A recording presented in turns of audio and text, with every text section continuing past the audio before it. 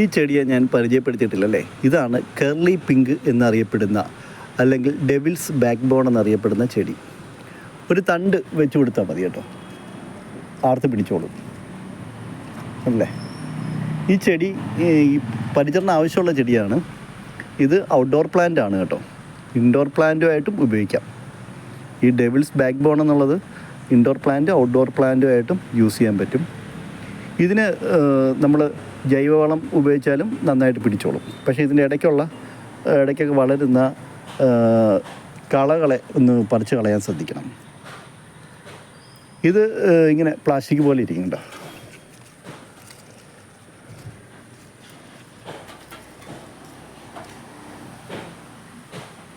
ഇപ്പം devil's backbone, curly pink എന്നൊക്കെ പറയുന്ന ഈ ചെടി വീട്ടിൽ അലങ്കാര സസ്യമായിട്ട് വളർത്താൻ പറ്റുന്നൊരു ചെടിയാണ്.